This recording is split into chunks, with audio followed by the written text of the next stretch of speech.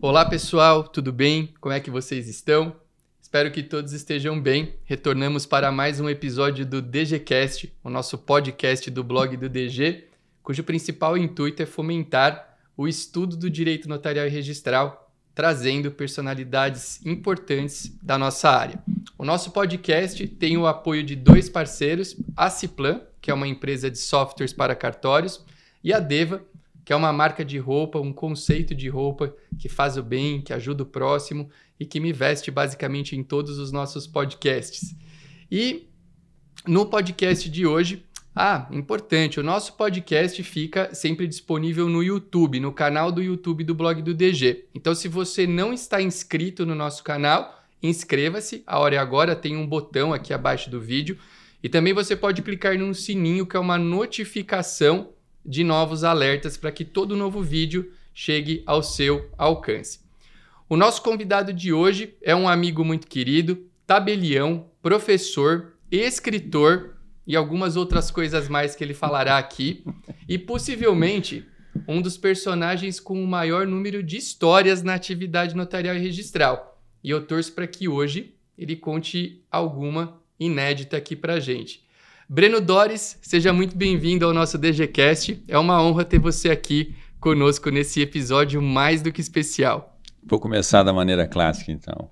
Muito obrigado, meu amigo Arthur Delguércio Neto, o tabelião que mais publica obras nesse Brasil. É uma satisfação imensa estar aqui com você, meu irmão. O nosso Joe Rogan do notarial e registral. Como? O Joe Rogan é o cara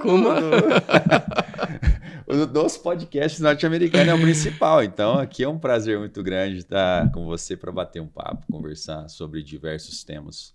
Legal, muito bom. Eu que agradeço demais você estar aqui. Eu sempre valorizo muito o tempo das pessoas que vêm até a gente para gravar o podcast, o DGCast. Então, vamos fazer e produzir um material bem legal para o nosso público que estará ligadinho aqui no DGCast. Bora lá. Breno, eu sempre gosto de começar conversando com os nossos convidados, voltando um pouquinho no tempo, falando um pouquinho sobre época de faculdade, o pré-faculdade, se de repente já havia um vínculo com o direito, com os cartórios. Mas com você, Ale, nós vamos falar sobre isso, mas eu quero que você conte uma curiosidade que eu acho bacana, que é por que você é o Breno Doris. Ah, o Breno Doris. Breno Doris. Eu acho que é legal a galera saber, você me contou essa história em algumas ocasiões, mas acho que nem todo mundo sabe. Por que você é o Breno Doris? Conta pra gente. Nome artístico, né? Nome artístico, dê o nome que quiser, o nome pelo qual o povo chama por você.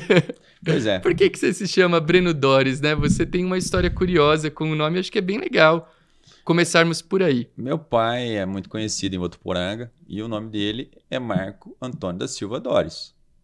E ele é conhecido como Marquinhos Doris, a vida inteira. E ele tinha programa no rádio, tinha programa na TV Unifev. Meu bisavô também, ele estava nessa linha. Meu avô estava nessa linha também, ele tinha que legal. Um programa de rádio. Então, meu pai seguiu nessa linha e ele era conhecido como Marquinhos Doris. Só que eu não tenho Doris no meu sobrenome, ele não colocou. E lá em Votuporanga, entre os amigos do meu pai, eu era Breno Doris. E aí eu acabei adotando o Doris. Preciso fazer alteração do registro. Mas me dá uma preguiça, penso. Me dá uma preguiça muito grande de alterar tudo, né? Porque enquanto tabeliães, quantos cadastros nós teremos que trocar, talvez, né? Muitos. 10, 20, 30, talvez. Fora os documentos pessoais. Então, é uma questão assim, mais de comodidade. Mas eu gostaria de chamar Breno Doris de Queiroz Paes e Silva. É um nome muito grande. Você é o Breno de Queiroz Paes e Silva. E você quer pôr um Doris ainda aí. O cara agora... o nosso monarca da atividade notarial e registral. Dá preguiça até de falar. Mas é isso. O Marquinhos Doris, ele tinha um programa de rádio. Que legal. Teu pai deve ficar feliz, né? Com essa homenagem, talvez, que você adora. Ele é muito na dele. Eu imagino que sim. Eu imagino que sim. É uma homenagem, sem dúvida. Você é de Votuporanga, interior de São Paulo. Interior de São Paulo, uma cidade das brisas suaves. Você já esteve lá, você sabe como não é bem brisa suave, ela é bem quente. Bem quente. E ela... Já estive lá num evento carnavalesco bem famoso, Carnavotu. Carnavotu. Carnavotu existe, não existe mais, né? Ou Não, existe? não, nós tivemos aí, nós perdemos o Carnavotu para Rio Preto. Carnavotu foi muito bom, Foi. da ocasião em que estive lá. E tinha um moço que eu não vou contar o nome, mas eu estou olhando para ele agora. Infelizmente, nessa época eu não te conhecia. Pois é. Mas era uma boa festa. Era muito Mas bom. a cidade de Brisa Suave não tinha. Não que eu me nada, recordo, não tinha nada. Muito calor. Que ano você foi? Ai, rapaz, tem tempo, hein? Olha, talvez 2008, 9, 7, 8, 9. Você já estava na atividade? Já estava, eu era tabelião em Campos do Jordão. Eu fui para lá como tabelião em Campos. E eu acho que cheguei aí, faz tanto tempo, acho que até já em Itacoaquecetuba, cheguei aí lá. Era longe, de onde eu moro hoje, demorava bastante para chegar. Eu sei, eu vim de lá. Mas gostou. Pois é. Mas a festa boa, valia a pena o deslocamento. Agora tá em Rio Preto. Tá em Rio Preto. Tivemos boas lembranças. Boas lembranças. E você nessa época, Breno, quando você era jovenzinho, adolescente, você já pensava em ir para o mundo do direito? Você tinha algum contato com o direito? E talvez, indo mais especificamente na nossa atividade, você tinha algum contato com cartórios, com atividade notarial e registral, algo que te motivasse? Por que eu pergunto? Eu sempre quis fazer direito, mas até prestar o concurso que me levou para Campos do Jordão, jamais havia passado na minha cabeça eu também trabalhar em cartório. Como é que foi com você? Me conta. Meu pai é escrevente do fórum aposentado. Que legal. Então, vez por outra, eu ia ao fórum. Uhum. E desde moleque eu via aquela função lá, os juízes, os promotores, os advogados, com bastante interesse. Então, eu já desde cedo já falei, eu quero fazer direito. E meu pai me conta as histórias de quando ele trabalhava no cartório. O cartório ainda estatizado. Uhum. E aí, um belo dia, diz ele que falou, olha, você vai ter que decidir para onde você vai. Você quer ficar no cartório, aí então é extrajudicial, ou você vai ficar aqui conosco aqui no fórum. E ele preferiu ficar no fórum. Uhum. Só que ele conta as histórias de quando ele trabalhava lá no primeiro cartório de Votuporanga. Então, assim, ficava na minha cabeça a sensação de que seria bacana, mas impossível. Tá. Porque naquele contexto, como que era? Aquele contexto da transição, ficaram muitos tabeliães emendados, né? Das emendas, um monte. Então, eu olhava aquilo e falava assim, cara, não vai chegar para mim, né? Seria muita pretensão. Mas a coisa mudou muito, né? Mudou muito. E aí começou a ter uma visão diferente a partir de 2004. Que eu fiquei sabendo que tinha, que existia. Uhum. Olha, concurso de cartório, será que não é legal? Será que não seria legal? E você se formou em que ano? 2003. 2003. Me formo em 2003 e vou morar na Inglaterra um ano. Volto em 2004. Você morou um ano na Inglaterra? Morei um ano na Inglaterra. Conta um pouco dessa história. Foi legal? Foi muito. Como eu disse, meu pai, escrevente do fórum, o salário não é alto. Minha mãe é professora de história. Adoro também. História.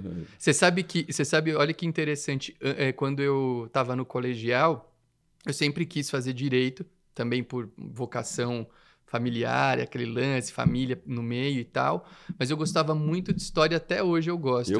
Tanto que eu cheguei a pensar em fazer faculdade de história. Tamanho o meu gosto aí pelo tema. Eu acho incrível. Tudo para mim, todos os institutos jurídicos para mim começam a fazer mais sentido quando eu vou para o estudo histórico do instituto, para eu poder aceitar, gravar, incorporar aquilo na minha mente. Então a história é fundamental para mim. Sim, que legal. Não sabia da sua mãe ser professora. Ela é de Estado, professora de Estado. Então não tinha muita facilidade financeira. Então o que eu decidi? Eu falei, olha, eu quero morar fora. E quando eu vou para fazer a faculdade, eu começo a pensar que eu vou juntar dinheiro. Uhum. Então, mas fazendo estágio não ia dar certo. Então, eu comecei a procurar emprego e acabou dando certo. Meu sogro conseguiu um emprego para mim na Telefônica. Você já estava com você falou em sogro, você já estava com a Camila? Já estava namorando a Camila. Namorei a Camila há 13 anos. 13 anos, de 97. Na faculdade já? Antes da faculdade? Desde o primeiro ano da faculdade. Do primeiro até 2010. De 97 a 2010. A Camila, para quem não sabe, é a mulher do Breno, que a gente é amiga, então eu tô falando da Camila, a Camila, a mulher do Breno. Então você já namorava com a Camila desde a faculdade? Conheceu na faculdade? Não, conheci na escola. Na escola. Ela não queria ficar comigo. É? Não, ela não queria ficar comigo. Por quê? Um moço tão simpático, elegante. Eu não era tão assim, bem apessoado. Hoje nem... E hoje hoje nem tanto. Mas, vou falar um negócio pra você. A minha confiança era muito grande na minha comunicação. Sim. Então, eu cheguei pra falar com ela, ela falava, dá licença, moço, não é uma festa fantasia. Eu fantasiado de Zezé de Camargo. O quê? Sério? Não estou brincando. Eu estava fantasiado de Zezé de Camargo. Mas você gosta de cantar? Você faz um karaokê de vez em quando, assim? Eu canto, mas longe das pessoas, porque não é muito bom. Elas não merecem isso. Elas não... E foi, na escola eu a conheci e ela não dava moral. Parecia que dava, parecia que não dava. Aí na festa fantasia eu fiquei para ficar com ela. Ela falou, dá licença, eu não te conheço. Eu falei, como não? Você passa no corredor da escola, você fica olhando para mim. Ela falou assim, nunca te vi. Ela falou, eu nunca te vi. Aí eu falei, não vai ficar, isso não vai ficar assim. Aí eu pus em prática toda a minha oratória, minha persuasão. E eu falava assim para ela, falava assim, moça, eu vou casar com você. Eu vou te fazer feliz. Se você perder essa oportunidade hoje, o que vai acontecer da tua vida? Então foi nesse sentido, né? Eu falei assim, eu sou o homem da sua vida. E foi assim que acabou ficando. Deu certo. Deu certo. De 97 até 2013. Quando eu faço faculdade, de 97 a 2003, eu, entre idas e vindas, ela foi para Rio Preto, depois para Bauru. Era namorando a todo tempo. E aí... eu falei assim, eu preciso... Ela no direito também? No direito. Ela é registradora civil em Andeara, no interior aqui de São Paulo. Você estudou aonde? Eu estudei na Unip. Mas em qual cidade? Vergueiro. Aqui em São Paulo. Meu diploma é daqui. São Paulo, que legal. No 5º ano eu vim para cá, meu diploma é daqui. Tá. De São Paulo, só que eu fiz 4 anos em São José do Rio Preto. De 97 a 2002. Tá. Aí o último eu vou para São Paulo. Para trabalhar na Telefônica. Tá. E juntar dinheiro para poder ir para a Inglaterra, que era um sonho meu. Uhum. Tá fazendo sentido? Tá, total, então, bem vamos concatenado, lá. Sim, e aí, sem dúvida. Quando eu vou para a Inglaterra, eu vou com o meu dinheiro, cara. Você se formou e foi? Eu entrei num plano de demissão voluntária, peguei o que tinha, eram R$5.000 na época. Uhum. Com R$2.000 eu comprei a passagem que tinha que ser de ida e volta. Eu fui numa agência de turismo, isso era 2003, 2003, e cheguei e falei assim, quero comprar uma passagem para a Inglaterra, na agência de turismo. Eu falei assim, não, mas você não quer ver? Não, eu falei, não, eu só quero a passagem. Ele falou, tudo bem. Aí eu peguei e saquei, de 5.000 que eu tinha, eu saquei 2.000 e fui lá, sem uma nota em cima da outra.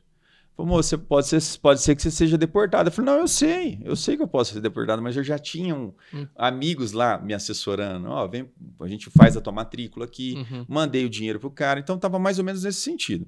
E aí eu vou e fico em Oxford por 1 ano. Gostou? Nossa Senhora. Qual a principal lição que você trouxe de lá? Que quando você enfrenta teu medo, apesar de ser um sonho, você se muda para um outro país sozinho e vai com uma certa insegurança. Essa insegurança, esse medo, é aquilo que vai definir se você passa para o próximo degrau ou não. Se você enfrenta aquela ansiedade, aquele medo, e você consegue voltar, você volta. Uma espécie de jornada do herói, que não é nada de heróico, mas é heróico para você que se superou. Não deixa de ser, né, Breno? Eu fiquei cada com um medo de nós ficar doente lá. Claro, ficar doente, sozinho. Aconteceu alguma coisa comigo. Não sei o que poderia um país diferente. Sim. O brasileiro na Inglaterra, brasileiro nos Estados Unidos, não são pessoas que estão lá para trabalhar. Sim. Não são assim vistos com bastante peculiaridade. Com muito entusiasmo. Eu ia usar essa palavra, entusiasmo. Então era para trabalhar, eu trabalhava bastante. Eu trabalhei de arrumadeiro de hotel, eu trabalhei de servindo fast food em estádio de corrida de cachorro, aquele Greyhound, aquele cachorrinho. Garçom, obviamente. Quando você melhora o inglês, o termômetro do teu inglês estar bom ou não, é se você vai trabalhar como garçom. Porque aí você vai falar inglês com os seus guests lá, as pessoas que vão ou no hotel, né? ou no próprio restaurante. Baguete, fazia baguete. Eu acho muito legal essas histórias. Veja que interessante, né? As pessoas muitas vezes olham para alguém no estágio em que ela se encontra naquele momento do tempo em que há o contato. Então, as pessoas olham e falam, o Breno, todo arrumado, tá? Titular de cartório, professor e tal. Quanta coisa a gente passa para poder viver, né? E realizar aqueles sonhos. Hoje, eu sempre gosto de enaltecer histórias como a sua, porque hoje a gente vive um momento do tempo em que as pessoas são extremamente imediatistas, né? As pessoas querem tudo da noite para o dia. Talvez fruto das redes sociais que a gente conversava um pouquinho antes aqui de entrar no ar. Todo mundo vê aquela potencial fórmula do sucesso em algum lugar e fala, eu quero ser isso. Mas para ser alguma coisa é preciso ter constância, é preciso ter persistência. E em algum momento do tempo, talvez você tenha até que abrir mão das coisas que você sonhou para si, no sentido de realização, para construir degraus no sentido daquilo que você almeja. Do teu objetivo. É isso aí. Sem dúvida. E assim, ter a capacidade de olhar para isso com bastante carinho. Uhum. Porque eu acho que esse caminho trilhado, ele não é um caminho que me torna alguém especial. É apenas uma história de vida de alguém que foi atrás daquilo que queria. Sim. E poder falar isso com tranquilidade. Porque, fala assim, eu não vou falar que eu comecei a namorar, que a primeira vez que eu fiquei com a Camila, eu estava fantasiado de Zezé de Camargo. Por que eu não vou falar um negócio desse? Faz parte da minha biografia. Essa é a minha pessoa. História. Depois eu fui para a Inglaterra, trabalhei de arrumadeiro de hotel. Eu falei, poxa, que coisa, o Breno falando um negócio desse, eu não falaria. Poder se fragilizar, porque nós não somos... Eu não quero passar a imagem de que eu sou perfeito. Ninguém deveria, mas hoje, infelizmente, é o que a gente vive, né? Todo mundo é o super-homem. Editando, né, as partes, mostrando somente as coisas... Só o corte. Só o corte. Eu vou falar a verdade. Esse sou eu. E quem gostar... Gostou. Fazer e aí você voltou. A Ká não foi com você em nenhum momento? Ela ficou 40 dias. Chegou aí um pouquinho. Foi o fechamento que eu falo. Tá. E aí vocês Por que foi o fechamento? Porque foi lá que eu decidi casar com ela. Eu tinha 23 e ela estava fazendo faculdade. E nós ficamos 40 dias em Oxford, um cuidando do outro. Uhum. E assim, como se casados fossem... Cuidando da casa, cuidando do outro. Ela é de Votuporanga também? Ela é nascida em Rio Preto. Rio Preto. Eu a conheci em Votuporanga porque meu sogro trabalhava na Telesp e tinha que ficar mudando. Pertinho. Ficava mudando de cidade em cidade. E aí o fato é que ela volta no meio do ano, eu fiquei. E lá eu decidi, eu falei, eu quero casar com essa moça. Uhum. Já era minha namorada fazia o quê? 5 anos. 5. Tá decidido. Então lá foi importante nesse setor também. Setor amoroso, né? Uhum. A questão da experiência vivida na Inglaterra foi atingida, porque eu vivi a Inglaterra profundamente. Eu não saí da Inglaterra, eu fiquei 1 ano dentro da Inglaterra, vivendo a vida de um inglês. E isso me deu uma visão muito, muito do que é a Inglaterra, do que eles pensam. Né? Enfim, foi sensacional. Essa questão de crescimento pessoal foi muito bom. E aí você volta para o Brasil, formado, com essa experiência. O teu plano era voltar, você nunca foi para a Inglaterra para ficar viver o resto da vida e tal. Aí você volta e como que foi o teu caminhar profissional aí, pensando que a gente gosta de contar um pouquinho do link com os cartórios e tal. Como é que foi o teu pós-Inglaterra? E como que isso trilhou até você ser titular aí do teu primeiro cartório? Como funcionou? Aí a vida começou a ficar muito mais difícil a partir desse momento, porque é aquele momento de reclusão total para te fazer um candidato apto a ser aprovado. Inicialmente eu queria delegado de polícia, fiquei reprovado na prova oral em 2006, aqui. Não estava ainda no meu radar o cartório. E em 2007 eu sou aprovado em um concurso que eu não me lembro, mas não era nada demais. E em 2008 eu me inscrevo na magistratura, porque aí depois da reprovação do delegado eu abandonei o edital de delegado. Larguei. E aí eu falei, delegado não é valorizado aqui no estado de São Paulo, de maneira Verdade. geral. Infelizmente. Eu acho que ganha muito pouco para tudo que eles passam, né? Fato. Enfim. E aí, então, começo a estudar para a magistratura e sou aprovado até a segunda fase. É uma prova, foi uma prova que o Nalini, ele era o presidente da banca, e foi a primeira vez que o edital previu algo relacionado a pós-positivismo jurídico. E posteriormente, no sexto concurso, quando você também foi aprovado no sexto, pegou... Sim, de cartórios. De cartório. Eu fui, mas não escolhi. A minha história no concurso para cartórios, eu fiz o terceiro, que me levou para Campos. O quarto eu não fiz, que era só registro civil das pessoas naturais. Eu estava bem no comecinho de Campos, eu optei por não fazer. Aí eu fiz o quinto, que era de registros de imóveis. Passei, mas colocação que não valia a pena mudar, porque Campos era um bom cartório. Sexto era bastante notas com registro civil Bastante que tinha. notas. Tanto que eu passei bem, eu não lembro a minha colocação exata, mas eu passei ali tipo em 12 ou 13, assim, mas não, eu tinha que ter passado nos 5 primeiros para ter escolhido alguma coisa no sexto, não mudei.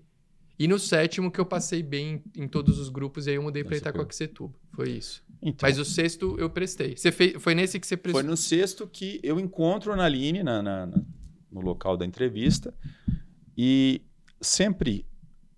em todas as entrevistas eu tento deixar uma marca que seja sutil, mas que me diferencie das outras pessoas. E esse foi o comentário que eu fiz. A hora que encerrou a entrevista, eu viro para o doutor Nalini e falei assim, doutor, eu só queria fazer um agradecimento ao senhor, porque foi o senhor que colocou o pós-positivismo no edital da magistratura, no concurso, se eu não me engano, 50, alguma coisa assim. E por esse motivo eu comecei a estudar pós-positivismo jurídico, fiz uma pós e o tema foi pós-positivismo jurídico. Que legal, bacana. Que legal. Então, quer dizer, é algo que era correlacionado com o momento e que poderia fazê-lo me enxergar de uma maneira positiva. Claro. Né? Claro. E aí eu fico na segunda fase do concurso da magistratura e logo em seguida o concurso de cartório, aí eu sou aprovado em 2010.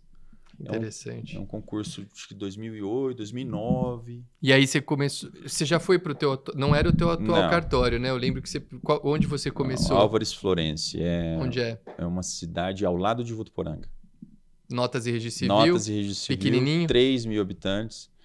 Como foi? Nossa Senhora. Aí, ó. Pessoal, vamos perguntar agora. Eu sempre gosto... Tem muitos colegas de profissão e a galera, às vezes... Quando vai para o concurso para cartórios, Breno, eles falam assim, não, eu vou ser aprovado, sociedade, né? Vou amarrar o burro na sombra, vou só ficar ali no bem bom, trabalhar mais ou menos e tal. Ganhei na loteria. Foi assim no seu primeiro cartório, Breno? Não, foi assim. Primeira coisa. Conta a realidade. Olha lá, pessoal, olha que oportunidade. Realidade. Cartório de 3.000, numa cidade de 3.000 habitantes, notas com registro civil. Provavelmente, ao longo do dia, devia ser uma tranquilidade gigante ali na cidadezinha. Mais ou menos. Não muito? Mas conta aí, conta você que viveu. É assim, primeiro que em 2010, o fundo pagava 10 salários. Hoje são 13 aqui em São Paulo. Hoje são 13.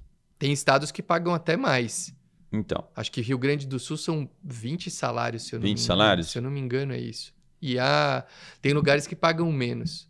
Então. E lembrando só, né, Breno, 10, 13 salários aqui em São Paulo é um complemento bruto. Exato. Bruto. Né? O pessoal às vezes, vou ficar líquido com 10, 13. Não, você vai ter esse complemento ao que a receita do cartório não atinge. E com esses 13 salários, tem que pagar funcionário, prédio, insumos e por aí vai. Tudo. É uma empresa. Tudo. E aí o que acontece é que para subsistir, e aí estou falando subsistir, pagar as contas, eu me mudei para o fundo do cartório. Quando eu passo no concurso, meu discurso na família era assim, vou casar com a Camila assim que eu passar no concurso. Quando sai o resultado do concurso de cartório, começou a chegar presente de casamento. Olha. Então, e aí, eu me mudo para Álvares Florence já casado. Casado com a Camila. Você casou mesmo? Casei. Casou. Casei. Papel passado. Que legal. Aí, Talvez não fosse o que você imaginava com uma Não. aprovação no concurso. Passei no Não. concurso, você imaginava uma situação distinta. não era nada do que eu pensei. Ó, eu vou te falar uma coisa, eu conheço bem isso que você está falando, bem, porque apesar de eu nunca ter trabalhado num cartório deficitário, eu vi o meu irmão, o Lucas, trabalhando. Porque Lucas, no sexto concurso, ele também passou. E Lucas foi ser tabelião e registrador civil em Santo Antônio do Pinhal, cidade vizinha Do a Campos lado. do Jordão, onde eu era tabelião naquele momento do tempo. E Lucas morou comigo por 2 anos, eu era solteiro, eu casei com a Rose depois. E Lucas ficou em Santo Antônio do Pinhal por uns 3, 4 anos. E Lucas, quando não mudou, ele imaginava que fosse mudar numa velocidade maior. Ele renunciou o cartório dele, como tantas outras pessoas renunciaram. O Lucas é meu substituto hoje, mas o Lucas foi para Santo Antônio do Pinhal. E eu vivi. Santo Antônio era uma cidade naquela época com 7 mil habitantes, eu acho. Devia ficar num limbo entre É, ser deficitário ou não. ele era deficitário na maior parte dos meses. Ele era. Santo Antônio, o pessoal às vezes pensa, porque é uma cidade com uma pequena fama turística, mas é uma cidade muito pacata, praticamente sem negócios imobiliários, enfim, não tem hospital e era difícil. Eu acompanhei a dificuldade que é o trabalho de um cartório deficitário na minha família, então... Mas eu quero ouvir como é que foi lá a tua experiência. Você mudou para o fundo do cartório, então... A gente, E acontece, né? Muita gente muda para gente. o fundo em si. Muita gente muda. E isso foi, ao mesmo tempo, uma grande lição de vida e um estímulo para continuar estudando. Conta mais.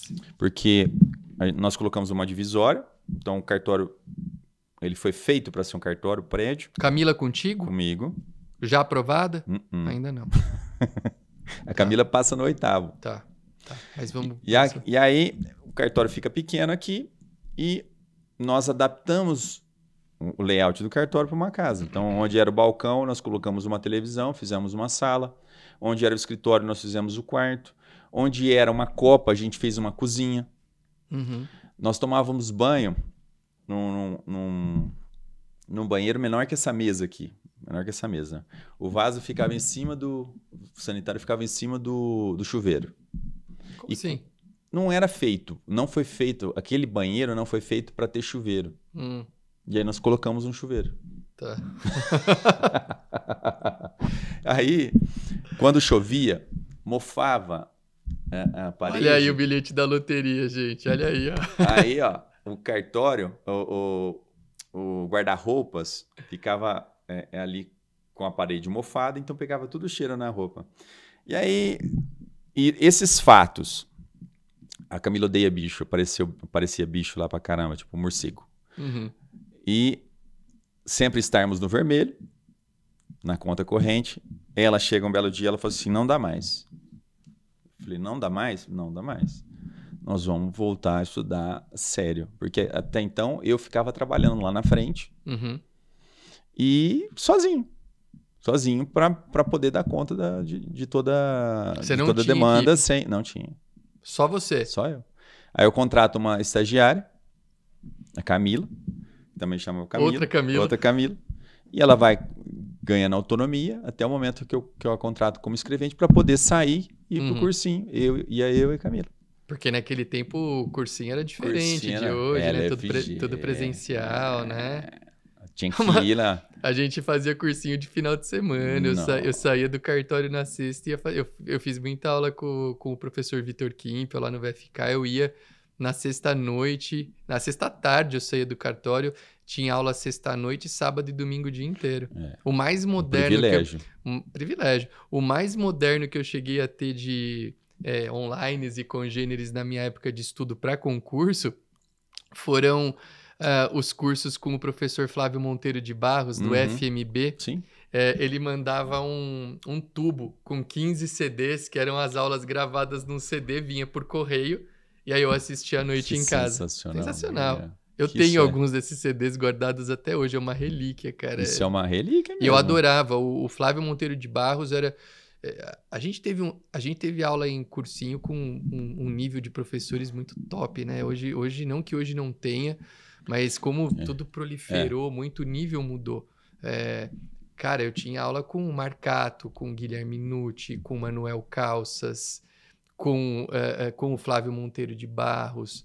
Esse era o nível dos professores. Que ano era isso? 2004, 2000. Então, 2004, quando eu volto da Inglaterra?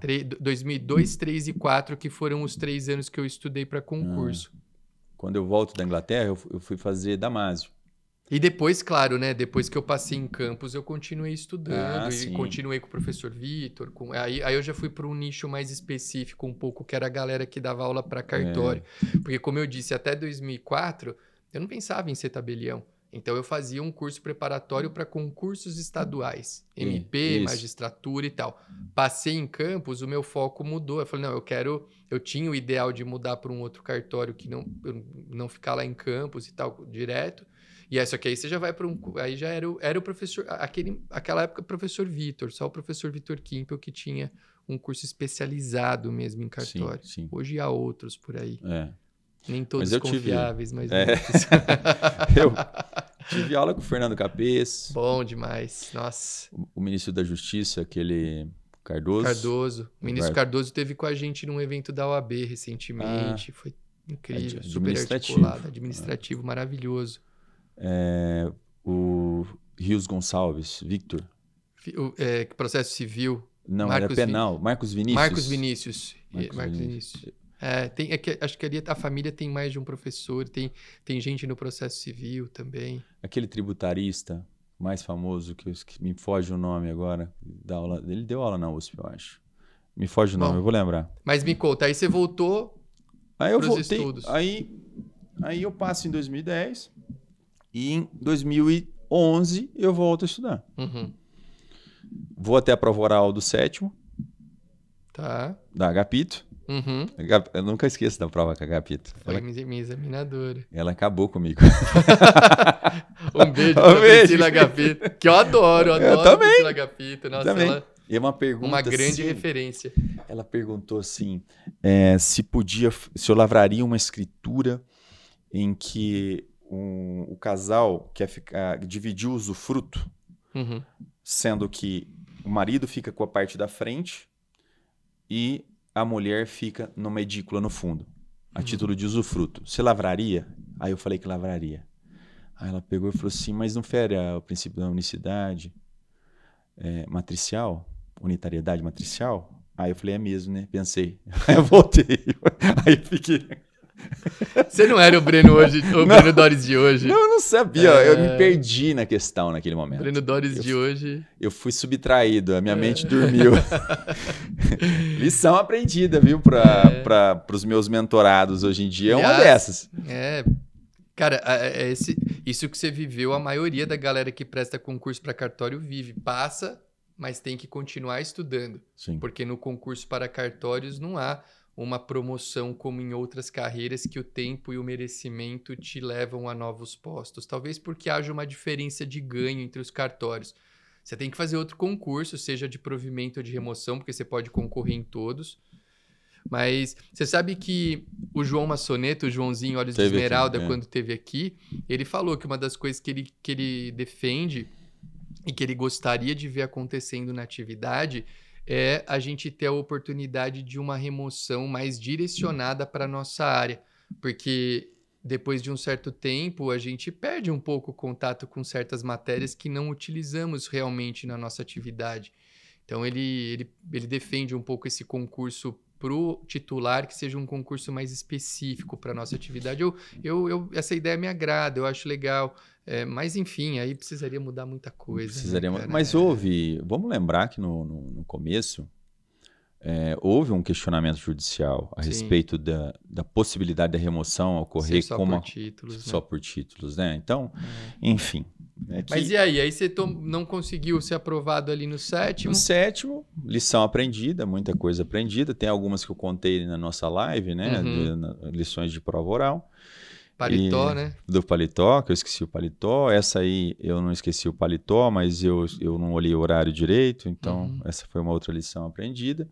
E vou para o 8º concurso, com a faca no dente, pronto para... Ó, se alguém quiser, só um parêntese pequenininho, o Breno falou de algum... O Breno já fez algumas lives, se alguém quiser ver outros conteúdos legais também, procura aqui no canal do YouTube pelo Breno Dores, blog do DG, que a gente tem bastante coisa. Tem bastante coisa. Mas aí você vai pro oitavo... Aí eu vou pro oitavo com tudo, vou com tudo e fui e nesse dia Rambo, de com faca tudo, na boca.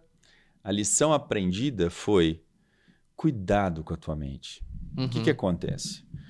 Quando você se joga no concurso e você não cuida do... Olha só o que eu vou falar. Ó. Temos setores na nossa vida. É o que eu faço. Então, o meu setor profissional, amoroso, mental, espiritual, financeiro, eu vou dando nota de 0 a 10 para cada uma delas. Se eu tiver muito aquém em um dos setores, eu tenho que ficar atento. E os meus pensamentos me levaram a ter uma espécie de depressão pós-parto, entre muitas aspas, depois da aprovação no oitavo. Porque foi tão intenso que a hora que acabou, parece que as minhas energias foram lá embaixo. Então, todos os meus mentorados, eu recomendo que eles não façam, não entrem tanto de cabeça a ponto de você ter uma espécie de... Eu dei essa analogia da depressão pós-parto, mas é assim, uma ressaca do concurso muito forte. Você não poder nem ouvir falar mais daquele assunto porque você foi além do que você poderia ter ido e deveria ter ido. E eu te falo mais, complementando. Tem marcas do concurso público, o pessoal acha que é fácil. Eu sempre falo isso, eu gosto de contar algumas histórias, porque a pessoa pode olhar para mim, para você e falar, é fácil e tal, mas o concurso público, para quem leva ele a sério, ele deixa marcas. Ele deixa marcas profundas. Eu tenho uma marca... Olha só, Breno, eu parei de estudar para concurso em 2011, tá? Mais de uma década.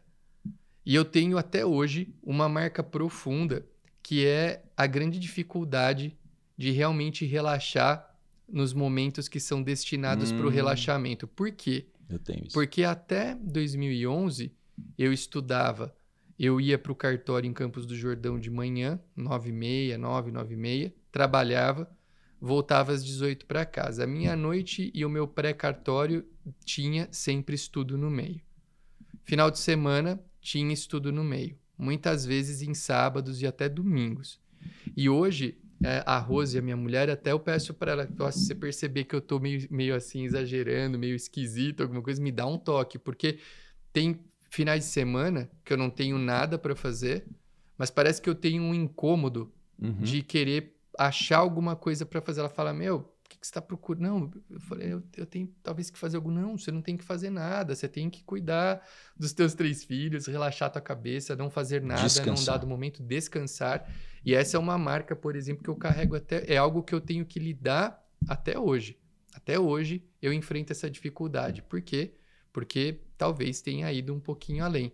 E por isso que eu sempre falo para a galera que me acompanha que é bom estudar, é bom se dedicar, ninguém alcança nada sem esforço, sem suor, mas calibre o uso da sua energia. Por quê? Porque se você passar do ponto, talvez algumas marcas que você venha a enfrentar possam sobrepor o prazer da tua conquista. Isso não é legal. Então foi exatamente isso que aconteceu. Eu exagerei. E para me levantar foi difícil. Teve um custo. Então é algo que tem que ser administrado. Como que está o teu pensamento? Como que estão os teus pensamentos? Eles estão acelerados? Como é que está a tua vida espiritual? Você está conversando com aquele que você é devoto? Você está dando atenção para a sua família? Como que estão tuas finanças? Não vai falar assim, não está muito boa não. Mas, enfim, eu estou perdulário, eu estou... Nesse sentido. Sim. Porque não adianta nada você ser aprovado e, em razão desse atingimento desse objetivo, eu não dou atenção para a minha vida pessoal e saio divorciado. Claro. E aí, então, não faz sentido. Para mim, não faz sentido. Zero. Então, é isso que eu falo no final e ao cabo das minhas mentorias.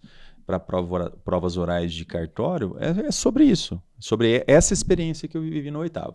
Foi maravilhoso, foi uma libertação, saí de onde eu saí, Você foi para General Salgado, aí eu fui né? para General Salgado. E a K passou também nesse no 8º, Registro Civil. Pegou em Andeara, em Andeara, bem próximo de General Salgado. Vocês são pertinho? É pertinho 30, de Votuporanga, né? 30 quilômetros. Do lado. É muito, muito, muito perto. Nossa, isso que você falou, eu acredito tanto. Eu vejo... Uma coisa que eu sei que a gente tem em comum é o dar valor à família. Uhum. Né? As nossas esposas, filhos. E, cara, eu vejo que muitas pessoas alcançam, talvez, aquilo que se chama de sucesso, aquilo que se chama de às custas do desfazimento de uma família. Tá lotado. A gente, não, pô, legal, não deu, porque... E eu, pra mim, pelo menos pra mim, eu acho que não adianta nada a gente ter conquistas que sejam incompatíveis com a felicidade da nossa família.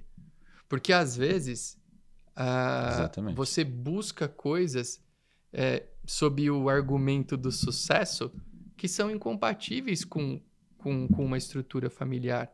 O sucesso é compatível com a família, claro que é.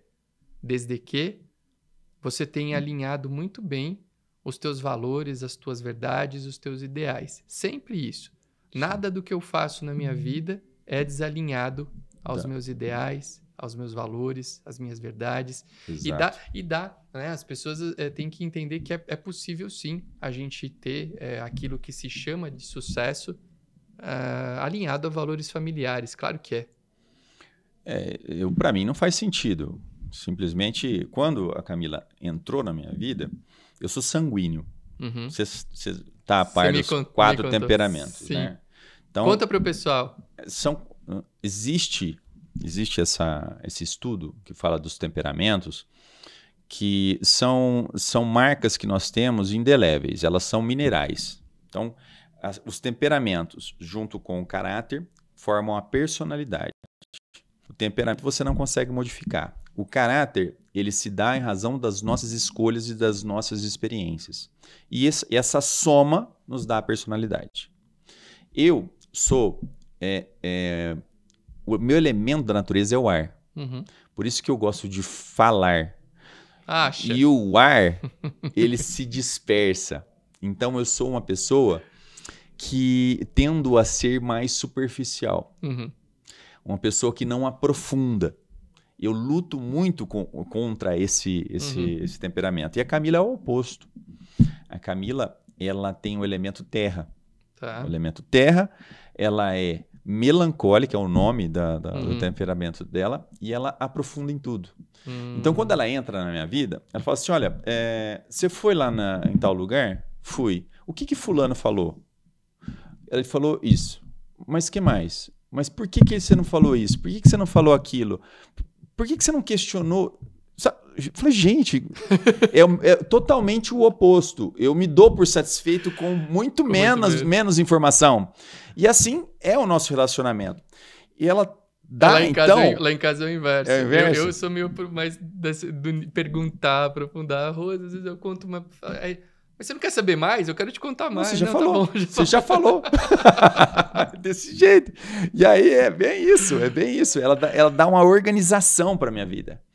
E o que falta nela também, essa questão de ser mais introspectiva e querer se mostrar para o mundo, que ela tem uma ligação muito forte com a yoga, o hinduísmo. Ela tem uma formação, né? Eu lembro que você me contou que ela fez... Ela é professora de yoga, ela é formada. Legal. Só Nossa. que ela quer falar... Você gosta de praticar? Eu pratico, Você pratica, é legal, né? Gosto. Eu estou fazendo um curso com ela de Vedanta, das escrituras. Sim, muito interessante. E é muito interessante. Você gosta desse lado na sua vida? Gosto. Esse lado de Gosto, conhecer? Gosto muito. Eu gosto muito. Eu gosto muito. O invisível. O invisível. Tenho muita dificuldade. Mas isso é em razão justamente de algumas questões, né? Que eu não sei declarar, assim, organizar na minha cabeça, mas eu tenho muita dificuldade com o abstrato. E o Vedanta me chama para isso, a Camila me chama para isso, a gente fala sobre astrologia, por exemplo, posição dos astros, o que é o simbolismo por por trás disso. Isso ajuda demais. Astrologia eu era meio contra, assim, não... De uns tempos pra cá eu comecei a conhecer um pouco melhor, até com a Vânia, que é uma pessoa que trabalha na área. Nossa, eu acho, pô, a gente extrai coisas muito positivas. Exatamente. Mas ó, é muito importante os símbolos. Sim. A gente deixa passar muita coisa que é simbólica. Por exemplo, a hora que você vai começar a estudar astrologia, fala assim, o que é o Sol? Uhum. Você quer uma resposta simbólica ou você quer a resposta mais cientificizada? Uhum. É um astro. Claro. Não. Mas ninguém quer essa, né? O Sol é o centro. O Sol pode ser conhecido como Deus. Por que tínhamos o Rei Sol? Esse tipo de simbolismo que nós encontramos na astrologia. Não estamos viajando aí. Escuta, não, tá legal. Eu adoro essas viagens. Aliás, muitas delas eu tenho procurado levar para o meu trabalho. O meu movimento de gestão de cartórios, que se chama o Despertar dos Cartórios, tem umas viagens dessas. Quem quer, vem. E quem tá vindo, tá gostando. A gente já teve evento presencial, mentoria online. A gente precisa levar um pouco disso. O ambiente do cartório é um ambiente muito tenso. Tem muita gente dentro de cartório que está com ansiedade, está com burnout, está com depressão, está inquieto, não se satisfaz com nada, sai assim, chega qualquer proposta, vai embora. E eu acho que talvez a gente tenha se perdido no ambiente dos cartórios dessa ideia de que é preciso cuidar daquilo que a gente não enxerga. O nosso trabalho é um trabalho de muito materializável. É venda e compra, é patrimônio. Os próprios atos do registro civil, todos têm esse viés documental. É tudo muito palpável, muito aqui. É madeira, vidro, é coisa que a gente pega. E eu acho que a gente precisa trazer um pouco mais desse invisível para o ambiente do cartório. Esse é talvez um assunto para um outro momento e tal, mas é importante deixar registrado isso, que a gente precisa trazer esse invisível para o ambiente dos cartórios.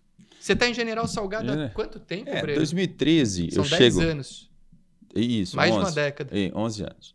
E aí eu chego, né, em General Salgado, mas ao mesmo tempo eu realizo mais um sonho, que é começar a dar aula, né? Uhum. Eu comecei a dar aula na faculdade, dando aula de Direito Empresarial, e lá eu fico até 2021, pandemia. Tá. Outro momento crítico. O Benjamin vem quando nessa... 2016. 2016. 2016. Tá. Benjamin, filho do Breno Dores. Exatamente. E aí vem a ideia do curso de oratória. 2018. Eu começo a escrever esse livro aqui. Esse livro é bom, hein, gente? Manual de Oratória. Esse livro é muito legal, seja você do direito, do notarial e registral ou não. Eu gosto muito desse livro, eu já indiquei para muita gente o livro do Breno. É maravilhoso. São 4 pilares. Técnicas de oratória, atitudes carismáticas, postura e vestimenta, para que nesse campo propício, que é formado com esses 3 apanágios, vamos dizer assim, qualidades, você consegue persuadir melhor as pessoas. Fica mais fácil agora, conseguir persuadir. Só me conta uma coisa, eu queria te perguntar, já que você começou a falar da oratória, como a oratória, beleza, foi em 2018 aí que surgiu, mas você teve algum clique assim que te falou, cara, eu preciso começar a falar sobre isso? Ou já é algo natural que você vinha pensando? Não. Porque Breno tá no cartório, né? Trabalhou, estava e está trabalhando em General Salgado. Breno já tinha um vínculo com o direito empresarial. Mostra o teu manual, por favor, Breno. Manual de Direito Empresarial. Esse livro aqui foi realmente um parto. Mas valeu a pena. Tal qual um filho, valeu muito a pena. Tá aqui, pessoal, editora Dialética. Fica a recomendação também. Breno já tinha caminhos trilhados no direito empresarial, mas aí vem a oratória. E hoje eu digo que a oratória, inclusive, é algo que tem na tua imagem, pelo menos. Eu estava até pensando nisso. Quem eu vejo mais hoje aqui? O Breno Tabelião ou o Breno da oratória? Breno da oratória? E eu acho que você tem um vínculo muito forte com os dois. E te digo que eu te vejo talvez mais como o Breno da oratória. A tua imagem comunica isso. Porque você fala muito sobre isso. Isso é valioso para a galera do concurso. Pô, se você não sabe se comunicar num exame oral, não adianta você ter conhecimento jurídico. Porque eu já vi vários candidatos com conhecimentos jurídicos incríveis, mas que não sabiam se comunicar sendo reprovados. E candidatos com conhecimentos jurídicos medianos, mas sabendo se comunicar, que são bem Exato. aprovados. Então, pô, concurso valioso. Para quem trabalha em cartório, cara, a gente lida com o público o dia inteiro. Meio jurídico, tem valor. E eu vejo hoje que você até tem uma assessoria para pessoas que não tem nada a ver com o direito, porque todo mundo fala e se comunica. Sim. Eu comecei a perceber... Conta um pouquinho disso, como que entrou na tua vida, como que tá hoje, isso eu acho que é bem legal. Tem uma frase a respeito dos temperamentos que fala que o sanguíneo, que sou eu, ele lê uma orelha de um livro e ele é capaz de dar uma palestra. Uhum. Já o melancólico, que é a Camila, ela precisa ler 10 livros para poder fazer uma palestra. E eu comecei a perceber que as pessoas me davam um tema que eu não sou familiarizado e eu rascunhava e falava, você pode fazer assim, e colocava em prática. Uhum. Então, eu fui conversar com uma amiga que ia dar uma palestra de direito do trabalho, não tenho nenhuma familiaridade com o tema, e ela me explicou mais ou menos como que era a questão. Uhum. E eu coloquei no papel. E eu comecei a colocar em prática, sem olhar no papel, os pontos principais. Dava destaque para os pontos principais. E eu falei, cara, eu acho que tem alguma coisa nata aí. É alguma coisa assim que eu consigo fazer de uma maneira tranquila e com eficácia. Tá no DNA. Mais ou menos isso. Mas também tem a parte do estudo, né? Tem, claro. E da dedicação. Sem dúvida. Porque se fala, o Neymar nasceu com futebol. Cara, mas ele tem que treinar. Tem uma frase até, né? Uma que fala assim, que não adianta você ter o dom e não treinar para isso. Eu não lembro exatamente, mas algo nesse sentido, né? Não adianta você ter um dom e não lapidar esse dom para poder performar. Poxa, é óbvio. E eu estava na Itália com a Camila, uma dos presentes que nós nos demos depois da aprovação. Era 2018. E aí eu viro para ela, num bar, num restaurante qualquer, eu falei assim, eu vou fazer um curso de oratória. Não sei por quê. A Itália é um país muito especial para mim, muito em razão da questão histórica, que sempre me chama a atenção, o direito romano, a história dos imperadores. É o nosso berço. Sim. É o berço do nosso direito. A sua ascendência é italiana? Nada, do sul da Bahia. Sul da Bahia. A minha é italiana, por isso que eu te falei. E foi lá que veio esse insight. Que legal. Então nós temos lá os grandes oradores da história. Um deles é Cícero, italiano.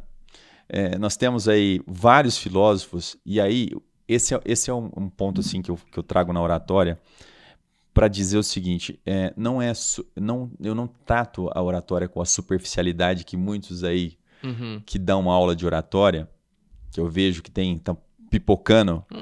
Um monte. É igual especialista em cartório, tá lotado, né? Eu nunca vi uma época com tanta gente falando bem, com tanto especialista em cartório. Tem gente que nunca passou por um cartório na vida, tá falando sobre cartório. Tá cheio, né? A internet deu vozes ilimitadas. A todas as pessoas, né? É bom por um lado, mas tem que ter um filtro muito preciso daquilo que a gente vai escutar. Eu trago muito de comportamento humano. Então, dos estudos de filosofia, desses estudos que há muito tempo eu tenho com a Camila, de outros, bebo de várias fontes para tentar entender o mentorado. E olhar para ele e ver qual que é a necessidade dele. Sim. Então, eu já tive diretores de empresa, eu já tive mentores, advogados trabalhistas, pessoas que queriam ser professores e precisavam passar no processo seletivo, como é que dá aula. E por aí vai. Advogados, obviamente, corretores de imóveis. Qual você acha que é... Você é um grande comunicador. Bondade sua. E eu sei que é difícil, não, é verdade.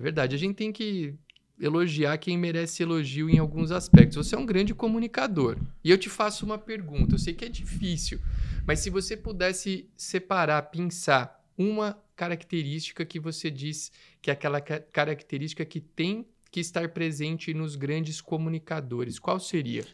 Saber contar histórias. Saber contar histórias. Legal. E você é um bom contador de histórias. Tem que saber contar a própria história. Tem que saber contar a história de outras pessoas. tem que saber contar histórias de fatos históricos importantes. Então, quedas de repente, de impérios são sempre muito, muito interessantes e são grandes ganchos para você fazer um grande encerramento de uma apresentação ou início de apresentação. Então, pensar assim, como eu vou encerrar a minha apresentação? É o ponto mais importante. É o clímax. Tudo bem você organizar com começo, meio e fim a sua apresentação, mas encerrar é fundamental. Então, se ter... eu trouxe aqui... Isso aqui é o caderno... Eu chamo de caderno de estudo, mas também tem coisas aleatórias aqui. Tem o caderno do impossível, que são as metas que são inatingíveis da minha vida. E temos aqui estudo de fábulas. Então, a fábula, ela pode ser interessante. Muito. Então, tem uma que eu gosto de contar, que é a da Raposa e das Uvas. Né? Quem foi num dia numa terapia, que eu escutei isso aí, que a raposa está andando por um vale, né? E passa por uma parreira de uvas, e aí ela olha aquelas uvas e fala, nossa, eu quero. E começa a pular, e pular, e pular, e pular. Mas ela não consegue alcançar. E ela olhou e falou assim, até que eu não queria comer tanto assim, elas nem são tão bonitas. Então, porque fábula tem sempre uma moral da história, né? Então, pode olhar e se utilizar, por exemplo, dessa fábula para dizer assim, olha, pode ser que esteja acontecendo algo como na fábula da Raposa e das Uvas. Em algumas pessoas que, às vezes, olham para você, não conseguem ter o que você tem e desdenham de você. Sim. Algo nesse sentido, estou pensando aqui agora. Mas também tem a da águia. Fábula, eu fiz um curso recentemente com a professora Lucilena Galvão sobre contos milenares. Cara, isso deu material, assim. Eu tenho alguns que eu tenho usado em várias aulas, assim. Porque isso faz parte da comunicação. A gente tem que estudar, né? A verdade é que, claro, eu falei que talvez a comunicação tá no teu DNA, mas de fato a gente tem que lapidar, porque o grande comunicador, ele se constrói, ele não nasce pronto. A gente tem que treinar. E certamente existirão ocasiões que, por mais que você seja um grande comunicador, vai ter um dia que não vai estar tão legal. Você dá aula pra caramba, eu também, você sabe o que eu vou falar agora. Não tem dias que você tá falando, você fala, nossa, cara, parece que eu tô com alguma coisa, parece que eu tô travado hoje, não anda. Sim. E existe. Sim. É óbvio que com o tempo nós vamos criando alternativas para poder passar por esses momentos mais desafiadores de uma maneira mais imperceptível. Às vezes eu vou em alguns eventos, a Rose vai muito em evento comigo, vez ou outra, quando tem alguma coisa legal. Eu falo, putz, não estava tão bem. Ela fala, sério, não parecia. Mas eu sabia ali como que estava. Então, com o tempo, a gente vai desenvolvendo um pouco dessas ferramentas, mas essa ideia dos contos, das fábulas, isso é maravilhoso. Sim. A própria professora Lucilena Galvão, ela fala que é uma ferramenta valiosa para o grande comunicador. Sim, claro.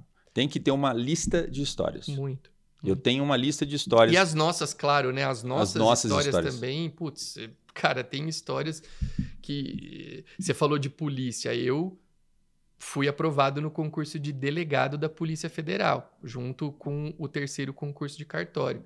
E até hoje eu conto uma história que eu não contava abertamente, que na prova física eu quase tive uma dor de barriga na corrida. Nós tínhamos que correr acho que 1,5 km em 12 minutos. Era algo que eu fazia sempre, mas eu estava nervoso. E aí eu estava na metade da prova, da atividade da corrida, e eu tinha... Cara, começou a me dar uma dor de barriga que eu achei que eu ia fazer ali nas calças. E se eu saísse para ir ao banheiro, eu seria eliminado. E aí, sabe o que eu fiz? Eu botei na minha cabeça que se eu precisasse terminar a prova tendo feito nas calças, eu iria terminar. Eu até pensei mentalmente, eu conto uma brincadeira. Eu falei, eu posso ficar conhecido como o cagão do concurso, mas eu vou ser delegado da Polícia Federal. Não aconteceu. Mas você entende? Eu conto isso porque eu falo, pô, às vezes a pessoa tá num momento de dificuldade, ela acha que é tudo simples e tal, mas não é, né? Então, a gente ter essas histórias nossas e outras ajudam demais na comunicação. Muito. Eu quero aproveitar e vou contar uma história aqui para vocês do seguinte. A Camila passou por um período também de dificuldade, de questões de depressão, assim. Uhum. Né? Então, a partir dali, nós decidimos, eu e a Camila, que não faríamos julgamentos com relação a ninguém que estivesse se comportando estranhamente. Opa, legal. Porque meu combinado com ela era, nós vamos sair, mas se precisar ir embora, imediatamente nós vamos levantar e vamos embora imediatamente. Uhum. Porque haveria ali alguma necessidade dela. Né? Bastava ela me olhar e falar, vamos embora. Vou embora. É um sinal. Mas as pessoas vão pensar o quê? Ninguém sabe o que você está passando. Sim, sim. E ela tem histórias de pessoas que ela considerava estranhas na faculdade e que depois descobriu que tinham algum problema. Maravilhoso. Então, não olhamos para nenhum comportamento. Eu e a Camila. E meu combinado com ela. E se vocês puderem seguir esse preceito de Breno Dores e Camila... Ninguém sabe o que está se passando, gente.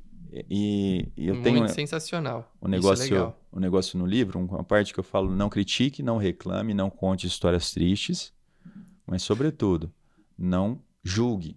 Não julgue. Não julgue. Você não sabe o que está acontecendo com o outro. Então, essa é uma lição Muito também, uma lição também muito antiga que a gente carrega com a gente desde... E que eu recomendo que todo mundo que nos escuta agora adote. Breno Dores, para fechar, estamos no finzinho aqui do nosso podcast, eu quero te fazer uma pergunta, uma dica. Eu te perguntei agora, elenque uma característica que tem que estar presente na comunicação das pessoas que são bons oradores, bons comunicadores. Saber contar histórias. Eu vou afunilar um pouco porque muita gente que nos assiste aqui presta concursos para cartórios. Qual dica, uma dica, que você daria para o cara que vai fazer um exame oral? Ele tem muito conhecimento jurídico, claro, porque ele está num exame oral, mas qual é a dica de ouro, aquela dica, aquele comportamento, aquele padrão que você acha que necessariamente está presente no perfil do sujeito que foi bem aprovado num exame oral? O exame oral pressupõe que o aluno tem conhecimento jurídico, porque senão ele não estaria ali. Entendendo que é possível ser aprovado sem saber toda a matéria, você deve fazer o máximo possível para estar presente naquele momento com todas as suas ferramentas mentais adequadas e de posse de você mesmo, no seguinte sentido, você não deve ser sequestrado mentalmente. E a partir daquele momento que você chega para fazer a prova, estando bem emocionalmente, com a ansiedade administrada, sem pensamentos acelerados de si, e si, e si, e si, você sentar para fazer a sua prova com a tranquilidade daquele guerreiro que amolou as facas e fez o que podia ser feito. Sentou na frente do examinador, não seja reativo, não seja impetuoso. Foi feita a pergunta, eu vou pensar antes de falar. E aí, nesse contexto, falar de forma audível, com um tom de voz a mais alto do que o seu normal, para o seu examinador te ouvir e principalmente para você transmitir autoridade, respondendo de forma compassiva, sem pressa, sem dar respostas muito sucintas. Excelência, com relação a esse tema, o que eu tenho a dizer é tal coisa. E não tal coisa direto. Construir respostas. Não é uma prova oral, gente, não é tabuada. Não é 2 × 2, 4, 3 vezes... Sabe assim? Isso tem muito valor. Eu sempre falo, galera, construa a resposta. Não é enrolação, não é querer enrolar, mas é utilizar o tempo com sabedoria. Exatamente. E com isso você, se possível, tá?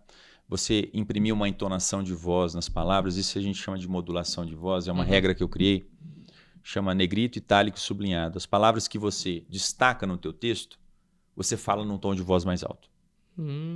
Então, se a parte... Fala em negrito para mim agora. Por exemplo, vamos falar assim, olha, excelência, com relação ao ITCMD, nós temos que a alíquota para pagamento no estado de São Paulo é 4%. Negrito.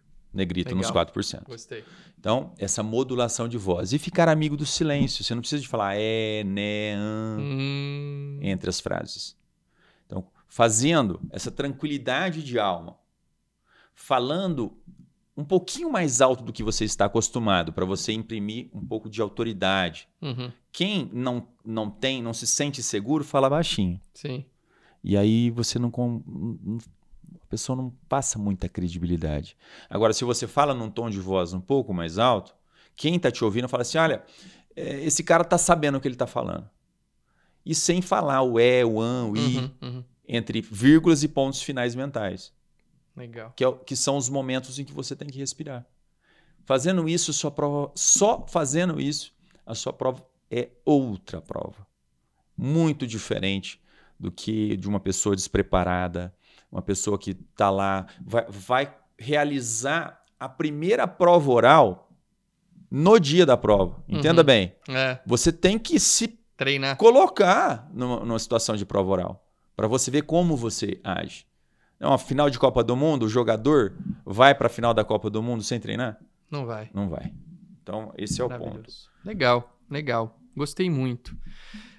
Breno Doris, falamos sobre tudo. Falamos sobre família, falamos sobre cartórios, concursos, oratória. Foi muito bom aqui, eu acho que o nosso bate-papo. Eu quero lembrar a todo mundo que nos assiste, agora que nós estamos caminhando de fato para o encerramento do nosso podcast, do nosso DGCast, que o nosso podcast tem o apoio da Ciplan e da Deva. Já falei sobre ambas no começo da transmissão. Quero pedir para você que gostou do nosso DGCast, para além de fazer a sua inscrição no canal e ativar as notificações, para compartilhar esse vídeo.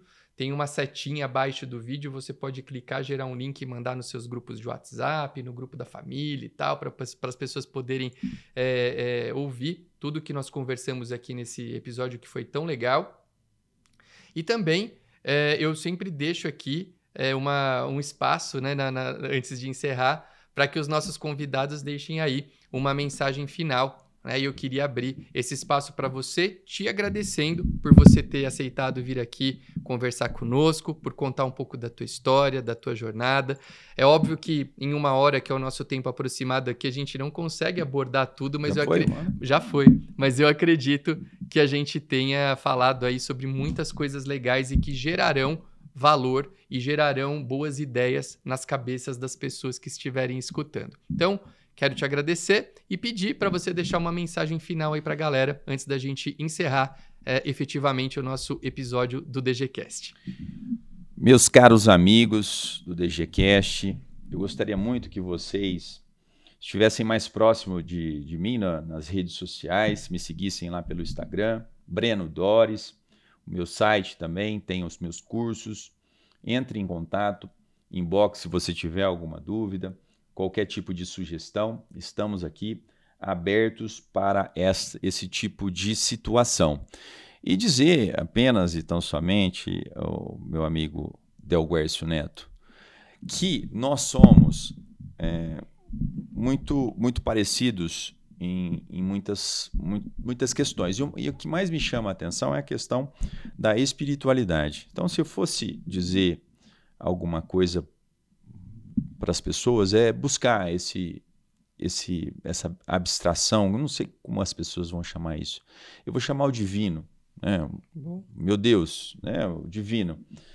Porque eu acredito muito que nós somos filhos dele e muitas vezes nós esquecemos de pedir para ele o que a gente quer. Então, dizer todas as noites o que você deseja para você. Conversa com ele, se aproxime dele. Então, você quer passar no concurso público? Qual concurso você quer? Peça para ele. Mostre quais são os seus objetivos, que os caminhos vão se abrindo nessa direção. Somente quando você, de fato, abre o coração para ele, demonstrando efetivamente o que você quer, é que você vai começar a conquistar efetivamente tudo o que você deseja. Esse é o ponto. Gostei. Acreditar e conversar com o nosso divino. Breno. Valeu. Valeu, meu irmão. Obrigado. Vou deixar para vocês todos os perfis do Breno, site e Instagram no nosso descritivo do vídeo aqui do canal do YouTube, para vocês poderem ter acesso. Vale muito a pena acompanhar o trabalho dele.